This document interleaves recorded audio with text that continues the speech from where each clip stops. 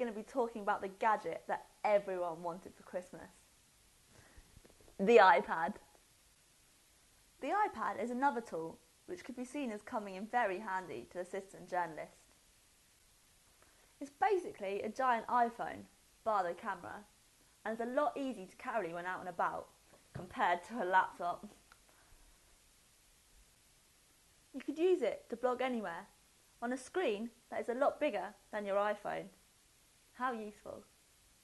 I got a chance to speak to Alistair Charlton, technology blogger at www.alistaircharlton.com. Alistair, who has also written for TechCrunch, gave us his pros and cons of the iPad for the citizen journalist. Here's what he had to say. We have hailed the iPad as saviour of journalism, the device that will finally bridge the void between old-fashioned newspapers and free internet news. And sure, its slick interface and portability has lent itself to news apps from the Times, Financial Times and others that resemble a newspaper, but add the swiping and sliding garnish that you would expect on an Apple device. For consuming news it's great, but what about creating it? The citizen journalist has used his or her iPhone for a few years now, taking photos, shooting video, writing copy and uploading it all over an internet connection, and the iPad, minus the camera, offers more of the same. I owned an iPad since day one and loved it as a portable browser and word processor, with an on-screen keyboard big enough to type efficiently, something I can't do well on my iPhone.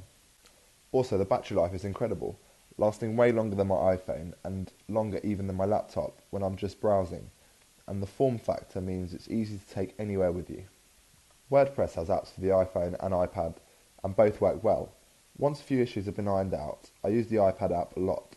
I could create and edit entire posts, including hyperlinks and images, all on my iPad, with my laptop sulking quietly in the corner.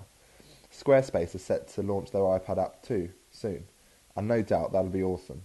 But there are limitations. Sadly, these limitations are in the hardware. As the iPad doesn't have a camera, you have to shoot stills or video on your phone or another device, then email them to yourself to get them on the iPad. This is annoying. Also, the lack of ports is a pain. A USB connection would make life a lot easier, and so would an SD card slot. Instead, Apple insists we buy a £30 adapter. No thanks. Now, I've heard a lot of rumours that the iPad 2 is due around April and will include 2 cameras, just like the iPhone 4, and an extra port, maybe with USB or SD card support. These should have been there from the start, but that's Apple. They always drip feed the features we want over several generations.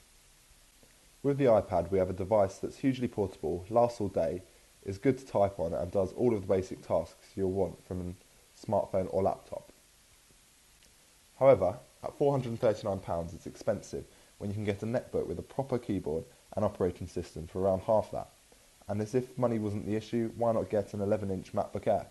It's as thin, light and portable as the iPad, but it's a proper, fully featured laptop. For me, the iPad is a toy, and that shouldn't be seen as a criticism. The games on it are superb. Angry Birds, anyone? And for browsing while on the sofa, it's perfect, but it doesn't do work.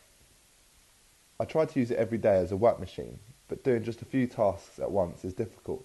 Flicking between apps is a pain, but can't be helped given the screen size. There are far too many limitations, both with the software and hardware. Apple has a choice to make with the iPad. Either make it more fun, with FaceTime and more games, or make it a work-focused machine, with more powerful creation software, but then it becomes boring, a tool, not fun. The iPad has carved the way for tablets to follow, just like the iPod and the iPhone did before it. And while it may help to save the consumption of journalism, I don't think it's the right tool for creating it. Citizen journalists should stick to their smartphones and netbooks for on-the-go reporting. So some really interesting comments there. It seems our expert thinks the iPad is brilliant for reading news, but not so hot for creating it. Better stick to my iPhone. So we've tried and tested just a few applications and features of the iPhone and analysed the iPad to try and work out if it can help the citizen journalist rival the professionals.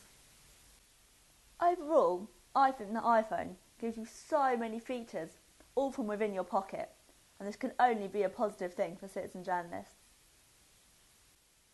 Hope you've learned as much as I have from making these videos. Now get out there and start capturing. Goodbye.